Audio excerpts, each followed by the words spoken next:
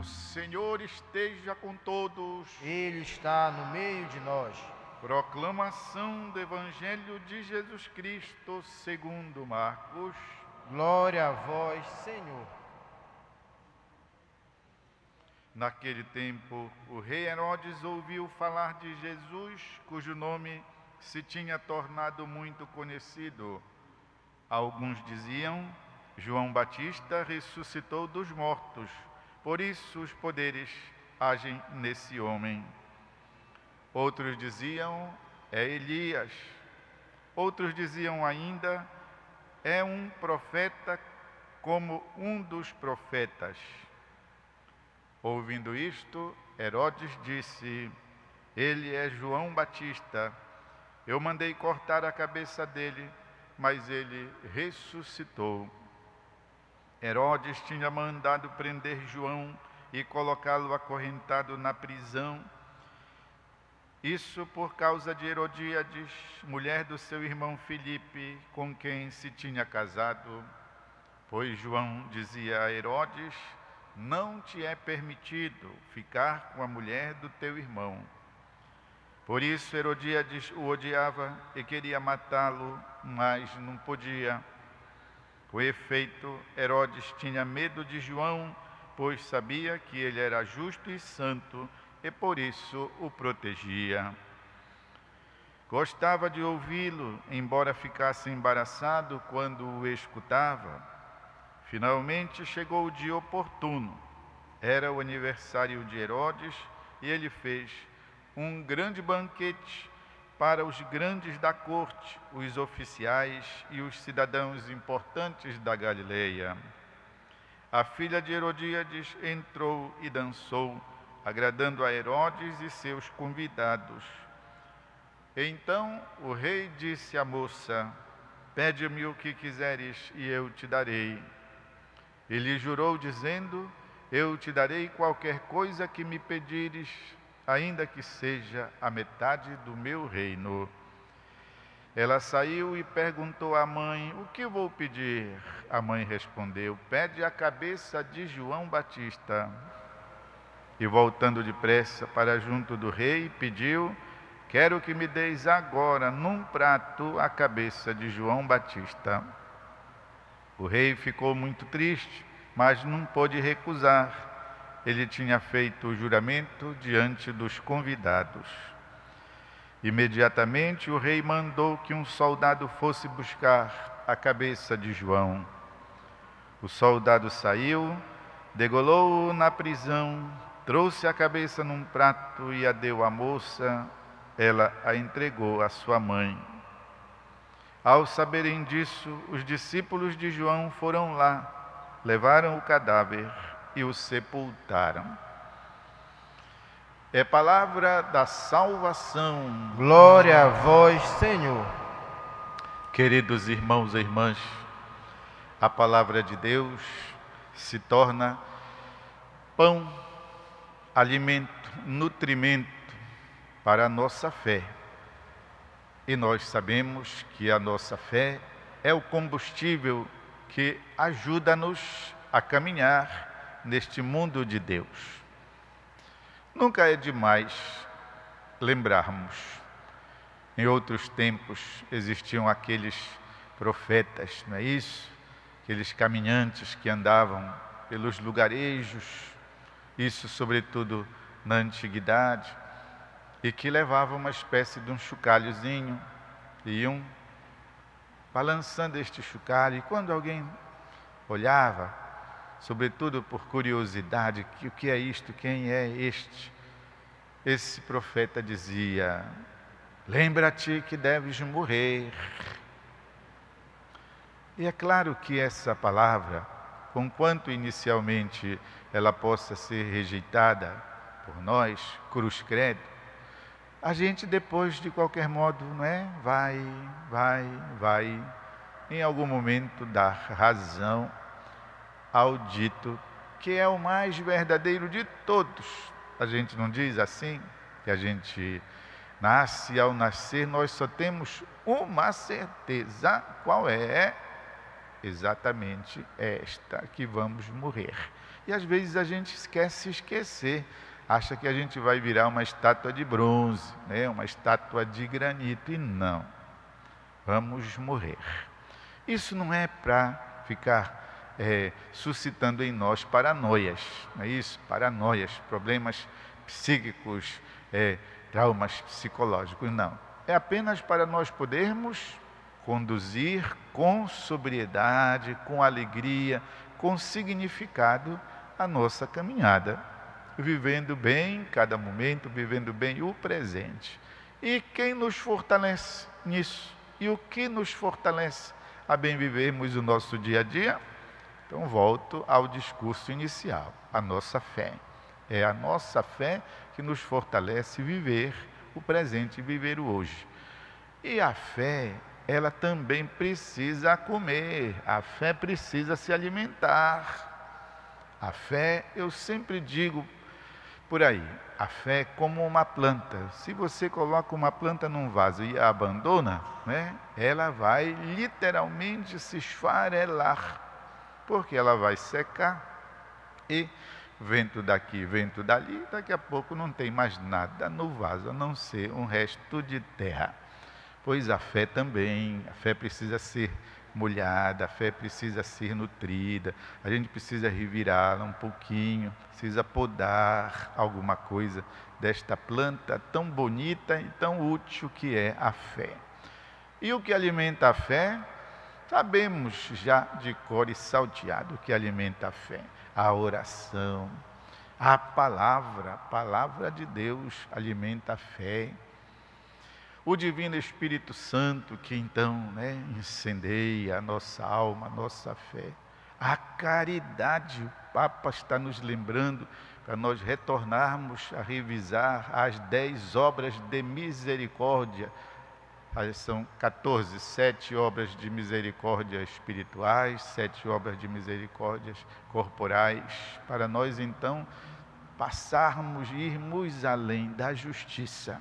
Ele diz, a justiça, ela sem dúvida é primordial, é necessária e não é fácil já obtê-la, mas para o cristão não basta. Se ficar apenas nisso, diz ele, a gente se empobrece e daqui a pouco a gente está sem sentido de vida. Portanto, a misericórdia que é o passo que vai adiante. Tudo isso para dizer o quanto é importante fortalecer a nossa fé. E a palavra de Deus hoje vem abundantemente fazer isso. Vamos procurar captar alguma coisa para a nossa vida, poderíamos dizer tantas a respeito deste episódio de João Batista. Eu quero dizer uma palavra especial para você que está se sentindo injustiçado, para você que está se sentindo desprezado, para você que está se sentindo desvalorizado. O desgaste da convivência, até mesmo entre os cônjuges, faz isso, ficar de lado, deixar de lado, não ser mais consultado, não ser mais levado em conta. E o que é pior, muitas vezes, sentir-se injustiçado. João Batista foi o maior dos profetas.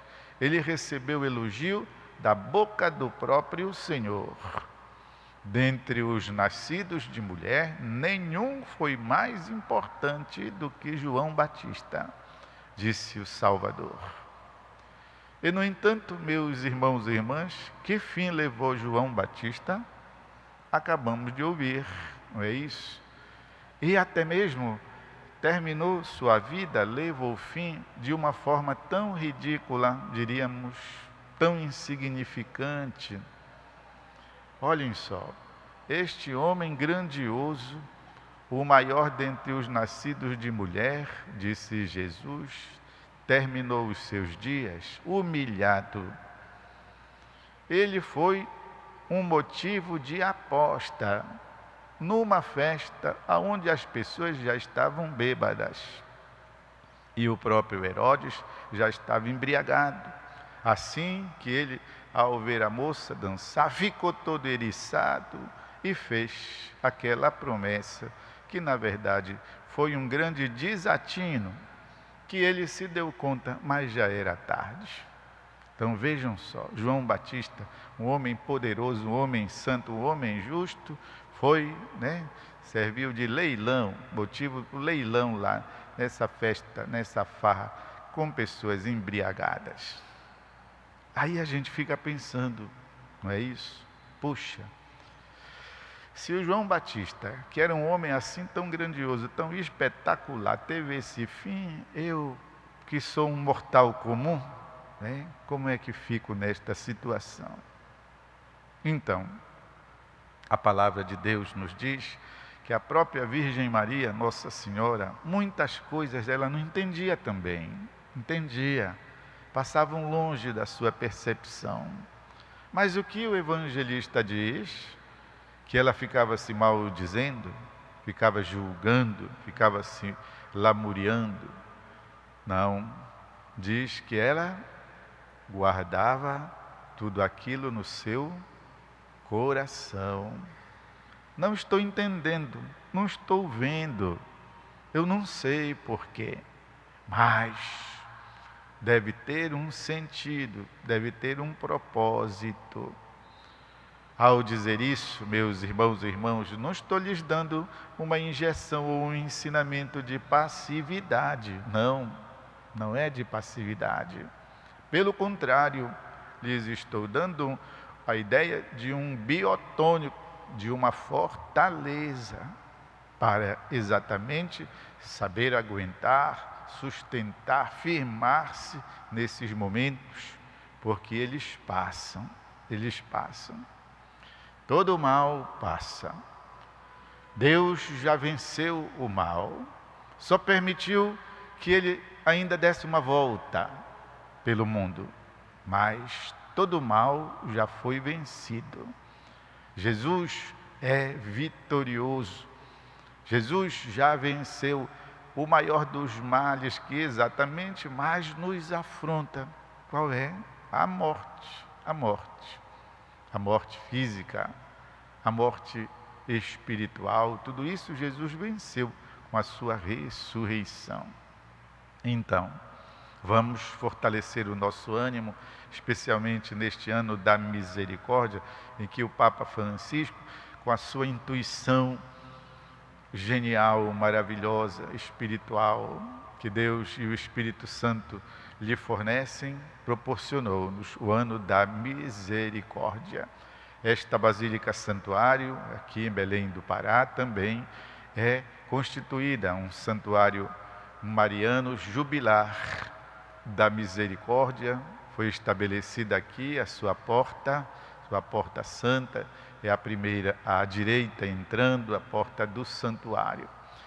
Para então podermos fazer esta experiência de revigoramento, a nossa fé, como a nossa vida, como a natureza, como os animais, como as plantas, precisam ser renovadas, restauradas.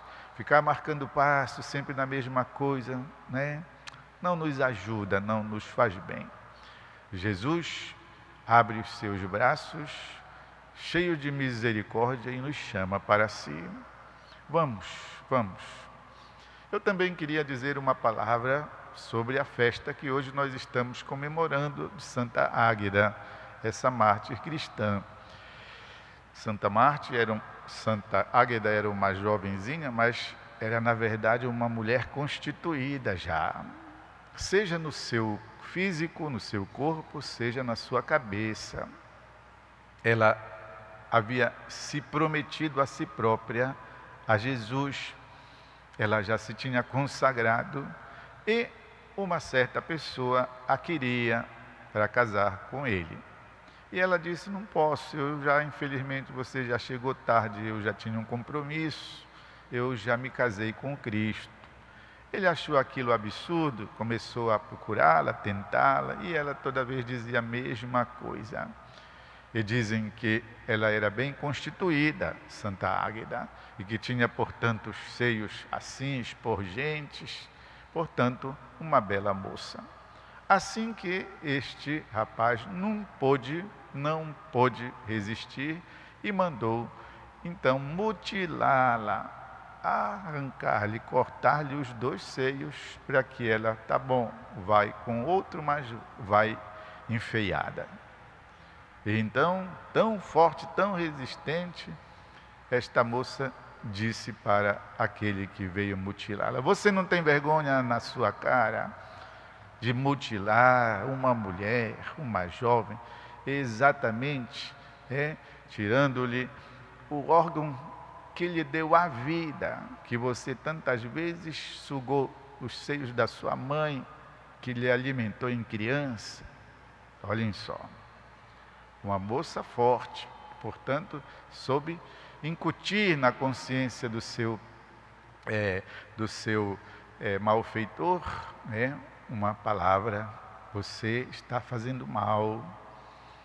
E é por isso que então o fervor de Santa Águeda nós usamos para aplicar àquelas mulheres que estejam com algum problema nas suas mamas, pelo seu fervor, pela sua intercessão, possam reaver a graça da saúde, o dom da saúde, por intercessão de Santa Águeda, e possam conduzir então sua vida com uma qualidade de vida que lhes permita estar bem, e que possam assim fazer acontecer na própria existência a glória de Deus.